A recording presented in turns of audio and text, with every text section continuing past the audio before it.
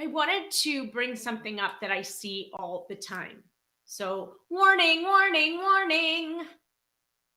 Don't compare yourself and stop asking everybody else who they used as your guide to who you should use as far as agencies. Unless you know that everything they are looking for or they were looking for is the same thing that you are looking for, that they are the same race as you, that they are adopting at the same time as you or right around the same time. Unless you are comparing apples to apples, it is really not a good idea to be asking other people how long did it take for you to adopt, or whether or not a certain agency is, who they used as an adoption agency as a guide for you, or as a basis for you to say, okay, well, that's who they use, so I'm going to use it too. It's just a bad idea. And I'll tell you why. Number one, laws and rules and the way everybody works changes depending on what state you're in, what state that agency's in. One place may be good if you are open to everything, but awful if you're not. One place may be great if you are Hispanic, but not so great if you are white. Typically, what people's criteria are as far as what they are looking for in adoption, that's probably something that they're not going to fully share with you. Because typically that's pretty private information for them, and it's uncomfortable for them to, for people to talk about. So unless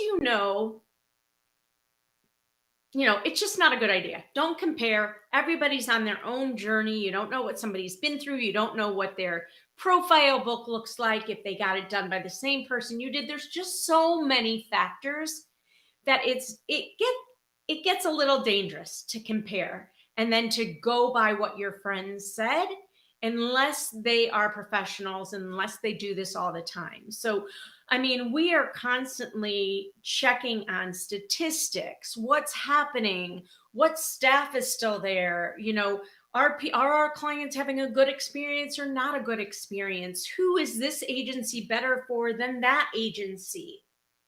So there's just a lot to consider, which is why working with a consultant can be a really great decision, because we know what might be good for you, which might look different than what your best friend did. Just really be careful. And if you are going to ask somebody, I mean, it's a great place to start, but then you have to make your own decision based on really smart questions to ask.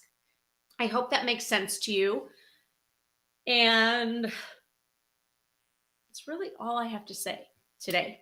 So don't compare, stay in your own lane. There's way too much to consider.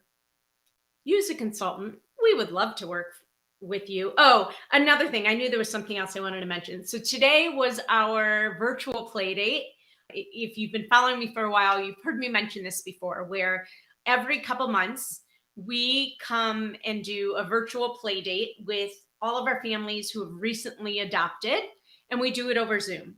And everybody shares their stories and talks about, their aha moments and what they were surprised about. And every single time we get at least one person who says that it was so much more about the community that they were part of now than they ever thought it would be.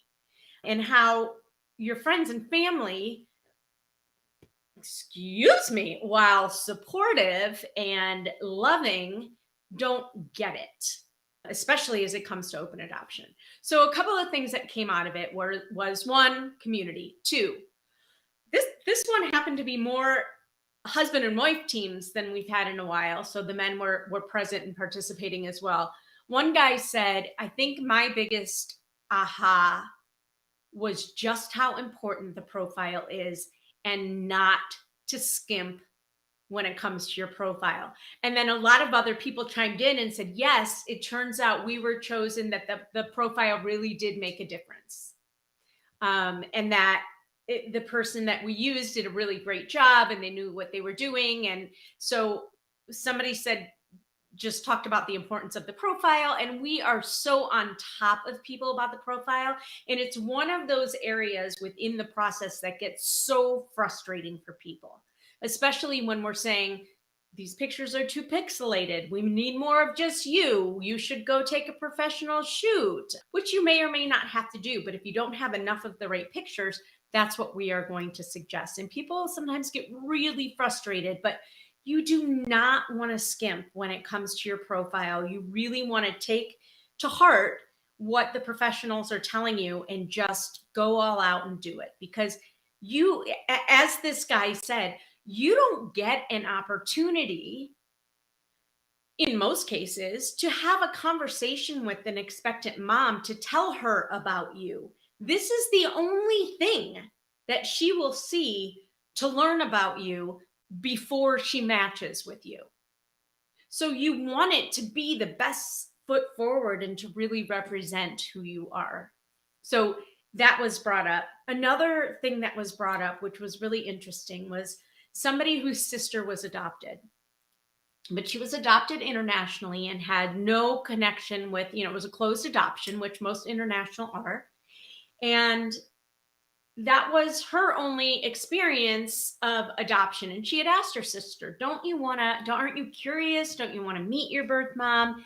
And she said, no, she didn't want to. So originally they thought they would adopt internationally. And that was one of their reasons, because they were really fearful and scared of open adoption. But it turns out they couldn't go the route that they originally thought. And so they decided they were going to go the infant adoption domestic route. And because they knew it was mostly open adoption, the wife said, but we're not doing this alone. This whole thing really scares me. I don't know how I feel about open adoption, so I need guidance and support. And I was just so grateful for how vulnerable she was to share that, because I felt the same way. And what I shared is not only was I scared of it, but my family is still nervous about it, right? They don't quite get it. They've come around a lot, but there's a lot of learning. And she said what was beautiful in the end was that we got to meet, and they have such a beautiful relationship, and she got to be in the room during the birth. And I said to her, that's not a story you would have ever been able to tell your child if you adopted internationally. So it was a beautiful, I just love doing these because everybody has their own stories and everyone has their own place from where they are coming from.